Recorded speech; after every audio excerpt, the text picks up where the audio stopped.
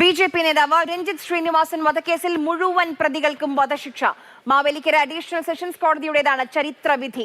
PFI SDPI പ്രവർത്തകരായ 14 പ്രതികളുടെ വധശിക്ഷയാണ് നിലവിൽ വിധിച്ചത്. കോടതിയിൽ ഹാജരാകാതിരുന്ന 10ാം പ്രതിയുടെ ശിക്ഷ പിന്നീട് വിധിക്കും. രഘുനാഥ് നാരായണൻ വിവരങ്ങളുമായി ചേരുന്നുണ്ട്. രഘു, അപൂർവങ്ങളിൽ അപൂർവമായ കേസായി പരിഗണിക്കണമെന്ന് പ്രോസിക്യൂഷൻ ആവശ്യപ്പെട്ടിരുന്നു. അത് തന്നെ കോടതി ചെയ്തു. ചരിത്രത്തിൽ ആദ്യമായാണ് ഇങ്ങനെ ഒരു കേസിലെ എല്ലാ പ്രതികൾക്കും വധശിക്ഷ. അതെ, ഒരാളെ കൊന്ന കേസിൽ ഇത്രയധികം പ്രതികൾക്ക്, അതായത് മുഴുവൻ പ്രതികൾക്കും വധശിക്ഷ വിധിക്കുന്നത് ഒരുപക്ഷെ ഇന്ത്യൻ ജുഡീഷ്യറിയുടെ ചരിത്രത്തിൽ ആദ്യമായിട്ടുള്ള സംഭവമായിരിക്കും. കാരണം ആദ്യം മുതൽ തന്നെ കോടതിയുടെ ഒരു നിലപാട്, അതായത് ഈ വിധി പ്രസ്താവനത്തിന് മുമ്പായി തന്നെ പ്രതികൾ കുറ്റക്കാരാണെന്ന് കണ്ടെത്തിക്കൊണ്ട് കോടതിയുടെ വിധി എന്ന് പറയുന്നത് 1 മുതൽ 8 വരെയുള്ള പ്രതികളാണ് കൃത്യത്തിൽ നേരിട്ട് പങ്കെടുത്തത്. 9 മുതൽ 12 വരെയുള്ള പ്രതികൾ ഗൂഢാലോചന, മറ്റേ കുറ്റകരമായ ക്രിമിനൽ ഗൂഢാലോചന നടത്തി. 13 മുതൽ 15 വരെയുള്ള പ്രതികൾ ഇവർക്ക് എല്ലാവിധമായ സഹായങ്ങളും ചെയ്തു. 1 മുതൽ 8 വരെയുള്ള പ്രതികളാണ് നേരിട്ട് കുറ്റത്തിൽ അല്ലെങ്കിൽ കൊലപാതകത്തിൽ പങ്കെടുത്തത് എന്നുണ്ടെങ്കിൽ പോലും 1 മുതൽ 15 വരെയുള്ള മുഴുവൻ പ്രതികൾക്കും കൊലപാതക കുറ്റം നിലനിൽക്കും എന്നുള്ളതായിരുന്നു മാവേലിക്കര സെഷൻസ് കോടതിയുടെ കണ്ടെത്തൽ. എന്ന് മാത്രവുമല്ല, പ്രോസിക്യൂഷൻ ഇതിനകത്തൊരു കൃത്യമായ നിലപാടെന്ന് പറയുന്നത് പോപ്പുലർ ഫ്രണ്ട് ഓഫ് ഇന്ത്യ നിരോധിത തീവ്രവാദ സംഘടനയിൽപ്പെട്ട ആളുകളാണ് ഇവരെന്നും ഇവർക്ക് കൊലപാതകം നടത്താൻ പരിശീലനം ലഭിച്ചിട്ടുണ്ടെന്നും അതിന്റെ ഉദാഹരണമാണ്. ഒപ്പം തന്നെ ഷാൻ, അതായത് കേരളത്തിൽ എവിടെയെങ്കിലും പോപ്പുലർ ഫ്രണ്ട് പ്രവർത്തകരോ SDPI പ്രവർത്തകരോ ആക്രമിക്കപ്പെട്ടാൽ ആരെയൊക്കെയാണ് തിരിച്ചാക്രമിക്കേണ്ടതെന്നുള്ള പട്ടിക ഉൾപ്പെടെ ഇവർ തയ്യാറാക്കിയിട്ടുണ്ട് എന്നുള്ളൊരു പ്രോസിക്യൂഷന്റെ വാദം. അതിന് ഡിജിറ്റൽ തെളിവുകളടക്കം പ്രോസിക്യൂഷൻ ഹാജരാക്കി.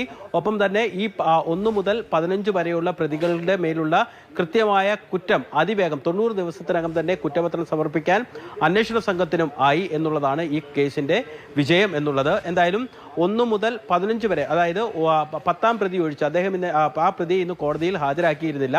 ഈ വിധി പ്രഖ്യാപനത്തിന് മുൻപായി പ്രതികളുടെ ശാരീരിക ക്ഷമത, മാനസികാരോഗ്യമൊക്കെ പരിശോധിക്കേണ്ടതുണ്ട്. ഒരാഴ്ച മുൻപ് ആ നടപടിക്രമങ്ങൾ പൂർത്തിയാക്കി. അന്ന് വണ്ടാനം മെഡിക്കൽ കോളേജ് ആശുപത്രിയിൽ പരിശോധനയ്ക്ക് വിധേയനാക്കിയപ്പോൾ 10ാം പ്രതിക്ക് അദ്ദേഹത്തിന്റെ ECGയിൽ അല്പം വേരിയേഷൻ കാണപ്പെട്ടു. അതുകൊണ്ട് അയാൾ നിലവിൽ ആലപ്പുഴ മെഡിക്കൽ കോളേജ് ആശുപത്രിയിൽ ചികിത്സയിലാണ്.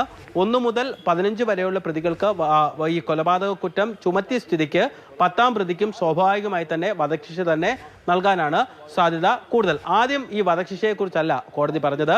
ആദ്യം തന്നെ ഈ പ്രതികൾക്ക് മുഴുവൻ ജീവപര്യന്തം കഠിന തടവും മറ്റു വകുപ്പ്, അതായത് വീട്ടിൽ അതിക്രമിച്ചു കയറുക, ഒപ്പം തന്നെ ആയുധം കൊണ്ട് മുറിവേൽപ്പിക്കുക, കുറ്റകരമായ ഗൂഢാലോചന, സാക്ഷികളെ ഭീഷണിപ്പെടുത്തുക, സാക്ഷികളെ ആക്രമിക്കുക തുടങ്ങിയ വകുപ്പുകൾ പ്രകാരം 5 മുതൽ 15 വർഷം വരെ ചില പ്രതികൾക്ക് കോടതി ശിക്ഷ വിധിച്ചിരുന്നു ചെറിയ ചെറിയ കേസുകളിൽ. ഈ ശിക്ഷ പൂർത്തിയാക്കിയതിനു ശേഷം മാത്രമേ ജീവപര്യന്തം തടവ് ആരംഭിക്കുകയുള്ളൂ എന്നാണ് കോടതി വിധിച്ചത്.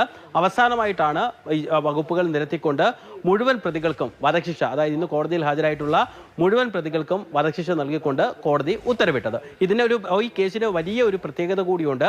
കേരളത്തിൽ ആകമാനം ചർച്ചയായ, ഒരുപക്ഷെ ഇന്ത്യ മുഴുവൻ ചർച്ച ചെയ്യപ്പെട്ട ഒരു വധക്കേസാണ്. ആദ്യമേ വയലാറിൽ ഒരു RSS പ്രവർത്തകൻ കൊല്ലപ്പെടുന്നു. ഇതിന് മറുപടിയായി ഒരു മാസങ്ങൾക്ക് ശേഷം SDPIയുടെ സംസ്ഥാന സെക്രട്ടറി ആയിരുന്ന ഷാൻ കൊല്ലപ്പെടുന്നു.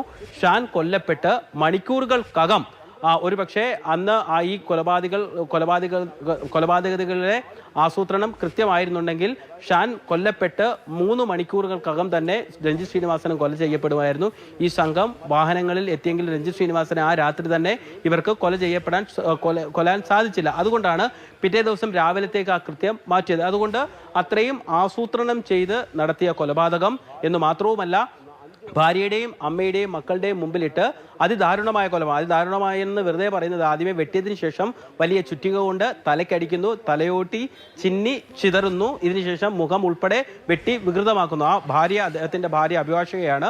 അവർ പറഞ്ഞത് വായ്ക്കരി ഇടാൻ പോലും, ഹിന്ദു ഒരു സംസ്കാര പ്രകാരം അവസാനമായി നമ്മളുടെ പ്രിയപ്പെട്ടവർക്ക് നൽകുന്ന ഒരു അരിയും എള്ളും പാലും ഒക്കെ ചേർത്ത് നൽകുന്ന ഒരു മതപരമായ ചടങ്ങാണ് വായ്ക്കരി ഇടുക. അത് നമ്മൾ ചുണ്ടത്താണ് വെക്കുന്നത്. ആ ചുണ്ടത്ത് വെക്കാൻ പോലും പറ്റുന്ന രീതിയിലുള്ളൊരു രൂപമായിരുന്നില്ല അപ്പോൾ രഞ്ജിത്ത് ശ്രീനിവാസന്റേത്. അതുകൊണ്ടൊക്കെ തന്നെ പ്രോസിക്യൂഷനും അന്വേഷണ സംഘത്തിന്റെയും കൃത്യമായ ഇടപെടലും കൃത്യമായ ഫോളോ അപ്പും കൂടിയാണ് ഈ കേസിന് ഇപ്പോൾ നിലവിൽ മുഴുവൻ പ്രതികൾക്കും വധശിക്ഷ നൽകാൻ കാരണം. ഈ നിയമവിദഗ്ധരൊക്കെ പറയുന്ന ഒരുപക്ഷെ മേൽക്കോടതിയിലേക്ക് പോയാൽ ഈ ശിക്ഷ ചിലപ്പോൾ മാറിയേക്കാം. എന്തായാലും പ്രോസിക്യൂഷന്റെ വാദം പൂർണ്ണമായി കോടതി അംഗീകരിച്ചിരിക്കുന്നു. ഈ കേസിന് മറ്റൊരു രാഷ്ട്രീയ മാനം കൂടിയുണ്ട്. Popular front of India